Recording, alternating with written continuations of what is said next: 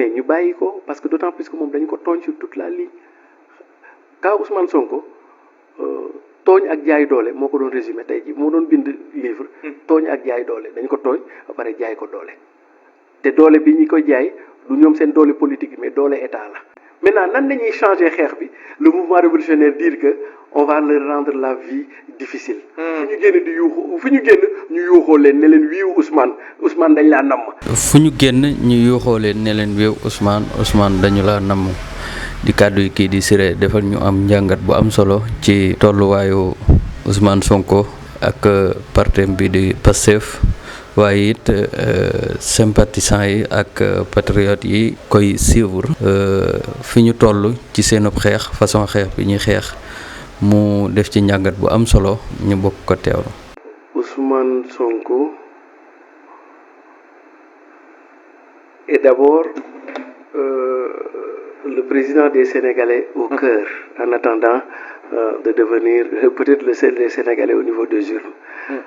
dafa lay wax ni aujourd'hui plus que jamais oui. Ousmane Sonko est le potentiel président de la République du Sénégal aujourd'hui plus que jamais dafa lay wax ni aujourd'hui plus que jamais Ousmane Sonko est candidat parce que daf lay woon aujourd'hui plus que jamais Sénégalais yi liy baax ci ñoom pour l'écrasante majorité surtout la jeunesse ñoom Ousmane nañu bëgg loolu dafa lay koy wan xam nga dafa lay wan ni Ousmane ba ñu ko jàppulee da daan yëng di yëngal ba ñu ko jàppee tey la gën a yëngu xam nga y a une contradiction Ousmane bi mu fi nekkee tey jii sax la gën a jax bi ñu ko jàppee restreindre sa liberté tey la gën a jax tey la gën a yëngu te ay épiphénomène daf la koy wan xam nga le fort un peu de signaux nii ay analyser yooyu c'est essayer de sortir les signaux faibles qui vont certainement devenir des signaux forts signaux faibles yi daf la koy wan ci benn affaire bu football amee nit ñi dañuy taxaw di scander Ousmane Sonko ministre yi ak état du Sénégal ak comité d'organisation Magal dugub terrain di ko inauguré xale yi topp leen ak ndiiraan Ousmane te tey jii fii ba 2024 ci élection loo fi organisé daanaka nii lay demee te loolu daf lay jox benn jàngat en fait su ma ko doon jàngat du point de vue sociologique politique anthropologique dafa mel ni comme le mouvement révolutionnaire parce que man damay faral di wax ni li yëngu ci Sénégal du rek affaire u Pastef peut-être que Pastef moo koy jëmmal en tant que parti mais am na ñu bari ñoo xam ni bokkuñu Pastef amuñu carte Pastef te dañoo gëm philosophie ak ñoom li ñuy tuddee projet est-ce que comprendre am na Sénégalais yu bëgg yoo xam ni seen soif de liberté seen soif de démocratie seen soif de changement dafa nekk point de convergence ak les gars de parti Pastef mu mel ni comme si dafa am loo xam ni Sénégalais yi au plus profondeur dañu ko doon wut di ko seet far dajeeg moom ci parti bu ñuy wax Pastef dajeeg moom ci jëmu ji ñuy wax Ousmane Sonko. Ce n'est pas Ousmane Sonko qui est venu vers les Sénégalais ce sont les Sénégalais qui sont allés vers Ousmane Sonko moo tax moom mu def ak mu ñàkk a def. day gën a cax. mu def ak mu ñàkk a def. très bien dafay gën a cax c'est-à-dire que mu nekk fi. mu bañ fee nekk dëkk bi day xumb. est-ce que comprendre nga loolu moo tax li lay wan ni ce sont les Sénégalais qui ont allé vers lui. loolu mooy même moom bu ñu ko tëjee. mu nekk prison du tee yëf yi dafay gën a xumb day gën a gis nga. mooy loolu ñu naan namm naa la très bien par contre bu fekkoon moom moo ñëw ci Sénégalais yi xam nga bu ñu ko xale yi gisatul. kon dañuy jàll ca leneen. parce que la nature dit-on a horreur du vide. mais nag ñii ne nag moom romboon nañu foofu. parce que wax ji dafa bëri woon ci ne. waaw Ousmane daf finalement ñamu yaakaaroon dañ koo seetaan. non bu fekkoon ni gën a am doole. Ousmane. le fait que yëngaluñu bi est-ce que xam nga nan lay Ousmane di amee gën a amee doole. maa ngi fi perte sama fil analyse mais xam nga. mais am na solo très bien nan lay amee doole. président Macky Sall moo koy yekkal doole. c'est-à-dire Ousmane dafa amoon dooleem naturel. mooy nit ñi nga xam dañu bëgg changement bëgg leneen. parce que Youssou Ndour daa ñëwoon way lii. Aliou Mbaye Nder ñëw ne ko leneen. comprendre nga Sénégalais yi bëgg leneen nag ñoom ñëpp. la majeure partie 70% bokkuñu Pastef taluñu sax ay affaire u parti politique ñoom ay électeurs nañu bu ñu jotee ñu dem voté ji def léegi sénégalais yi ci boppam xam nga mbër day toog benn moment boo xam ni yaramam day namm bëre waaw Sénégal nag seen yaram moo namm Ousmane moom moo bëgg Ousmane est-ce que comprendre nga mi ngi mel ni ngoro gis nga boo xasee ba bay ngoro ba nga bëgg ndaw si da ngay nekk ci beneen level léegi peuple sénégalais ak mouvement révolutionnaire level boobu nañu nekk ak Ousmane mais léegi loolu lan lay tax Ousmane dafa amoon sympathie Ousmane était déjà entré dans les cœurs mais de par la faute du président Macky Sall Ousmane va entrer dans la raison des gens nan la kii yoon président Macky Sall fi mu ci àdd ak Ousmane sénégalais yi dañu am benn affaire bu ñu intégré mooy l'humain prime sur le droit et sur la loi c'est-à-dire quoi doomu aadama am na fu muy toll ci ay jafe-jafe wér-gi-yaram dundam ak bakkanam mooy féete kaw loi ak yoon te loolu principe universel la et d'ailleurs je m'en désole de la sortie de Issa Sall Issa nu mu tudd sax Sall sant mooy ki nekk Mbour la oui Cheikh Issa Sall et je me désole ci suñu naataango yu parce que mu ni grève de la faim une condition pour libérer déedéet parce que si les conditions humanitaires sont tellement dégradantes au point de menacer la vie le droit pénal dans ses principes généraux voudrait que l'on libère la personne parce que xam nga lu tax parce que bakkan moo gën a fort droit bakkan moo gën a fort loi parce que le droit tout comme la loi est au service de la personne léegi nag am na lu ñuy demee dans ay conditions humanitaires même le droit humanitaire même le droit pénal général l'exige que nit ki am na foo xam ni fa ñu toll ba xam ni c'est ça bakkan na mooy nekk survie dañuy dem ci benn loi pénale plus douce kon donc nit nga jël ko comme cas Ousmane mu dem ba ci bakkanam nekk ci xottu gerte kooku loi ci boppam dafay nangu ñu élargir ko ñu bàyyi ko ñu libérer ko te loolu rek te pourtant foofu sax sori na parce que droit dafa wax ni yow bu ñu la jiiñee encore que waxuñu yaa def dañu la jiiñ am na ñaari mécanisme soit ñu jàpp la ba keroog ñu lay àtte wala ñu defal la liberté provisoire maanaam ñu signifier na ni heure bu ñu la soxlaa danañ la woo nga ñëw comprendre te ñaar yooyu yëpp dagan na kon donc lan moo tax ñu war a mën a def bii te duñu def bee léegi nag le sentiment de non humanité bi mam président Macky Sall nekk ak Ousmane day dem ba mujj gi ñi jàppoon président Macky Sall sax dañ koy commencé wan ginnaaw oui xam nga lu ñu koy wanee ginnaaw parce que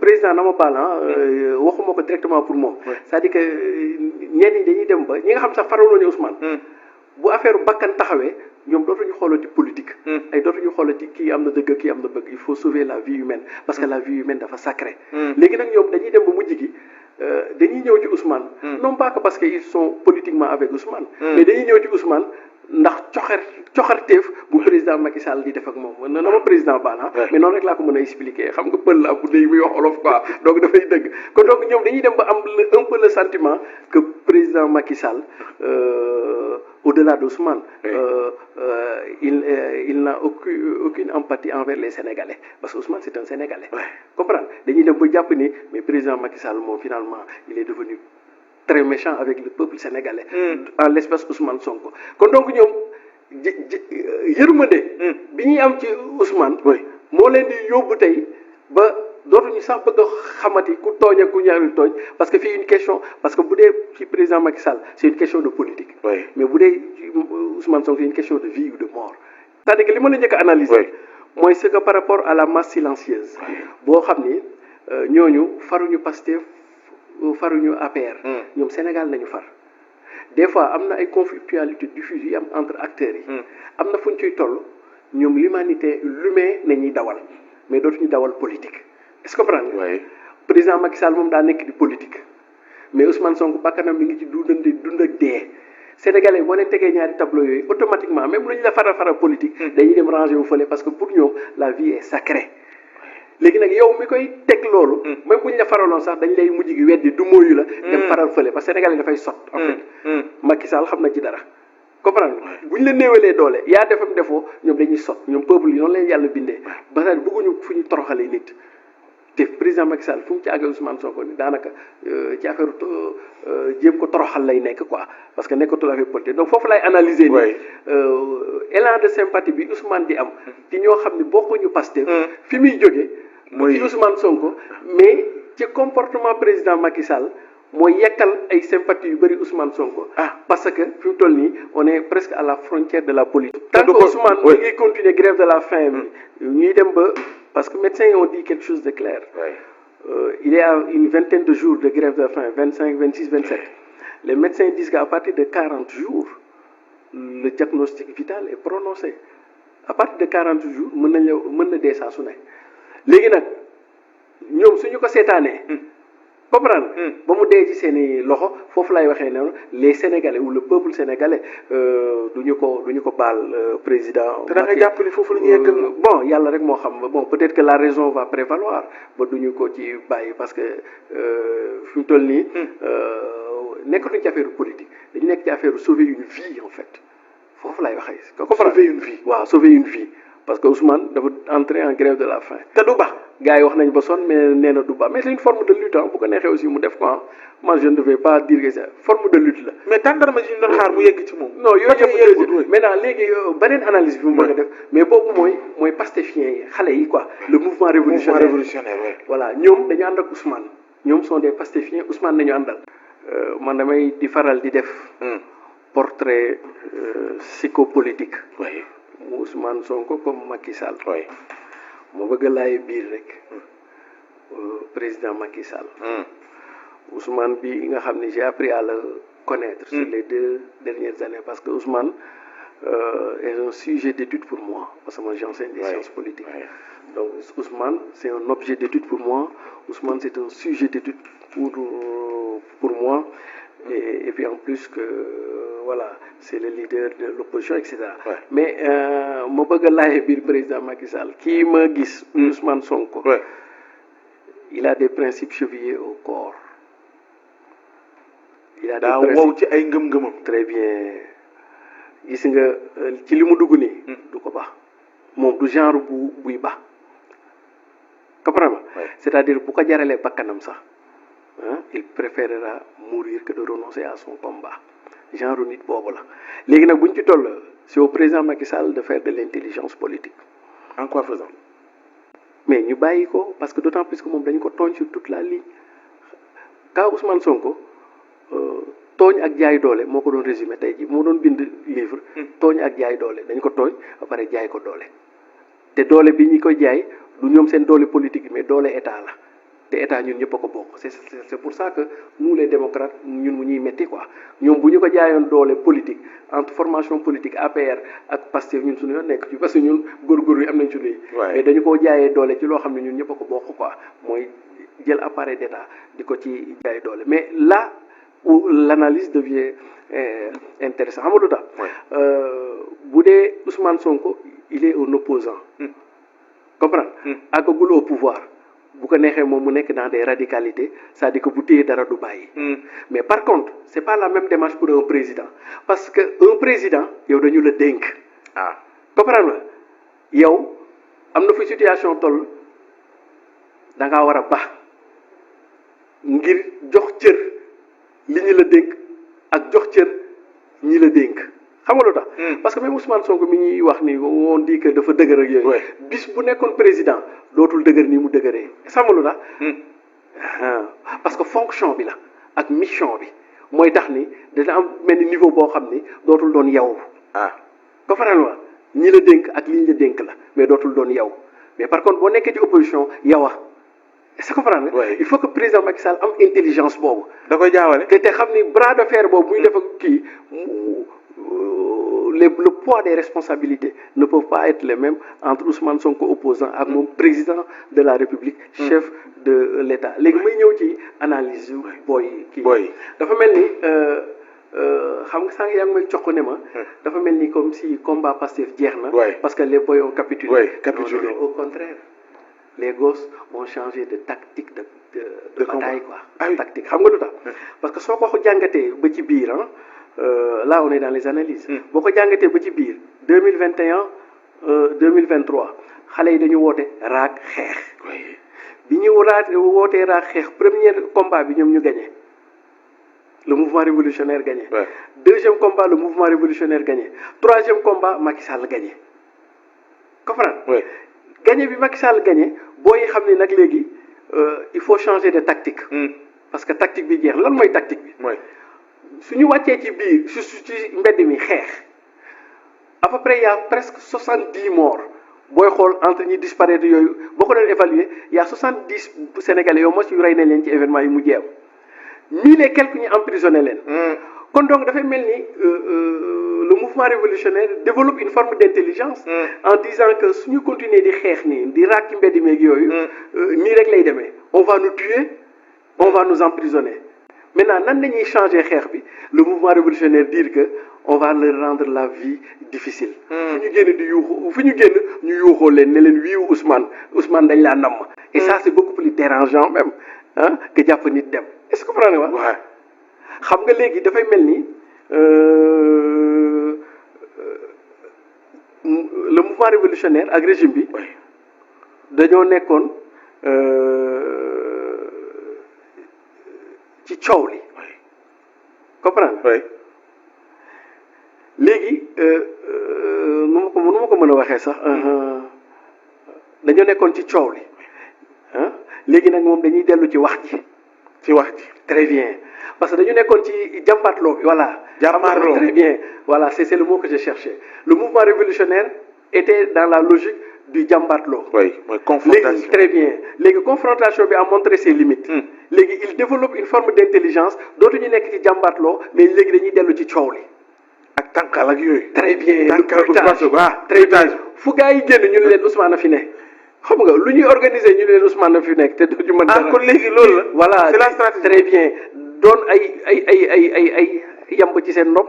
doon ay lu ñu def rek ci seen i nopp di leen tànkal ba duñu nelaw. xam nga yoo xam nga ndeysaan ca rab ba pakoti fu malade matt yoo dina indi sibiru waaye moustiquaire imprégné dina indi fagaru dira pakoti léegi le mouvement révolutionnaire day nekk après yoo weñ yamb non seulement di riir seen i nopp ba duñ xam lu ñuy def te bu xefee sax ñu jam leen piqué leen mooy affaire yi ñuy def nii parce que loolu li la koy wane symboliquement le gouvernement qui inaugure un train ça devait être un événement mais ils sont enfermés dans le train suñu ñëw sax génn xale yi topp leen i ndiiraan sonko donc ça veut dire beaucoup de choses ngay dem loolu mën naa continuer fépp non loolu lay continuer léegi nga dem football gars yi di wax loolu kon donc final très bien ñu sonkorise li nga koy jàppee mooy le mouvement révolutionnaire a inauguré une nouvelle forme de lutte contre le pouvoir qui n'est plus une lutte physique mais il sera une lutte verbale c'est-à-dire que xew buñ fi xew ñu yàq ko comprendre léegi nguur gi mënatuñoo xew xam nga ñoom dañuy tere xew waa opposition waaye ñoom it mënatuñoo xew xam nga lu tax parce que même bu ñu insister ba xew bu ñëwee dañuy yàq xew ba xam nga nawle dafa fort yaa ngi fa gis vidéo boobu booy boobu Omaro ak kii ba gis nga booy ba mu naan nawle dafa fort booy ba daa yàq xew ga est-ce que vrai c'est diggante Omaro ak booy boobu ce sera le timing du régime beeg yooyu c'est-à-dire que Omaro day jël micro bi bëgg a calmer affaire yi xale yi naa leen non dañuy wax par force ndax nawle dafa fort léegi nag régime bi fii bu ñëwee danañ xam ne nawle dafa chaque fois bu amatee événement public meeting et cetera del xool nii lay demee xale yi dinañ ko infiltrer wax leen fa ay kàddu yoo xam ne c'est-à-dire que jibal fa Ousmane Sonko mais ñi bañ a dégg ak comme léegi moom mënatuñu koo gis xale yi dinañ jibal turam ak yooyu noonu la fa defee pour man nag nga jàpp ni la lutte elle est seulement une lutte violente la lutte elle est seulement une lutte de terrain nga bañ a intégrer beneen forme de lutte bi mën na lay joxe ci ay analyse nga jàpp ni les gens ont capitulé maintenant les gens n'ont pas capitulé parce que le combat là ce n'est pas seulement le combat de Pastef en fait même nous les góorgóorlu c'est notre combat tous les démocrates c'est leur combat comprendre tous les progressistes c'est leur combat tous les républicains parce que doo APR rek ñooy républicain c'est leur combat tous les patriotes c'est pas parce que yow Ousmane Sonko rek ñooy patriote c'est le kii bi parce qu'il s'agit du Sénégal il s'agit des libertés et de la démocratie. ban impact lay am lii bu dakkul bu élection amee ce sera un fait inédit ci kii bi te loolu dama koy rab sax. fait inédit waaw élection yi pour la première fois ñu nar a am président buy jóge ci peu daal di dugg ci peu day jóge ci prison dem dugg ci palais. Juridiquement, Ousmane Sonko est toujours candidat et je vais vous le démontrer. Oui, oui, il est toujours candidat. Xam nga lu tax maa ngi dégg fan yi ñuy wax ni dañu koy radier ci liste yi. liste yi ba yónnee nañ ko notification d'ailleurs. Très bien. ca Sébikotane C'est illégal et c'est faux.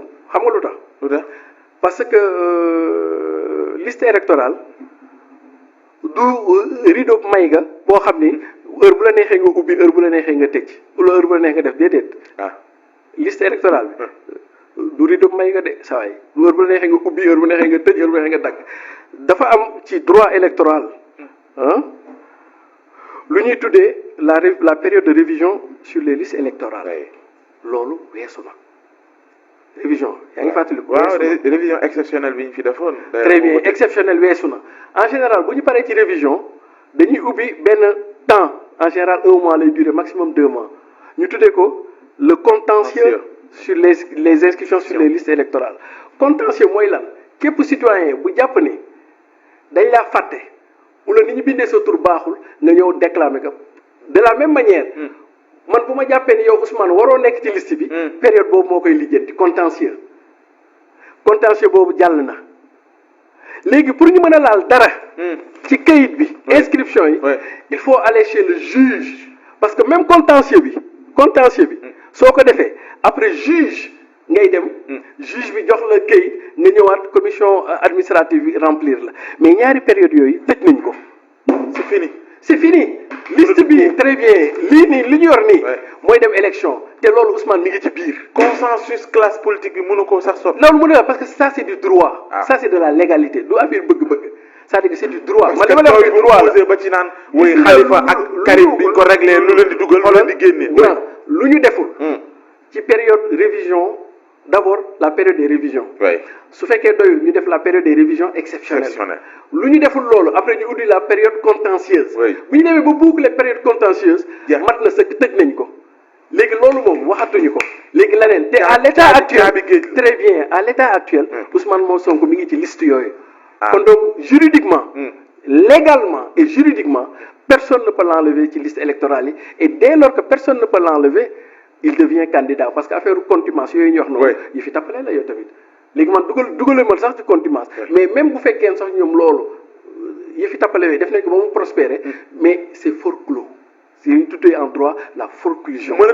jërëjëf Siré kàddu yi am na solo poñ yi ñu jàngata am na solo lool te jàpp naa ne dinañu amal njariñ dina amal njariñ patriote yi dina amal njariñ it ñi nga xamante ne bii ñoo féete ci état bi jàkkaarloog kii di Ousmane Sonko ak mbooleem ñi koy suivre ñiy topp lii di programme bi muy lu am solo nag xam naa gars yi moom fi mu ne nii moom fii ñu toll nii daanaka mën naa ne dañoo desatut lu dul loolu ndax jàppe bi moom jéggi na dayoo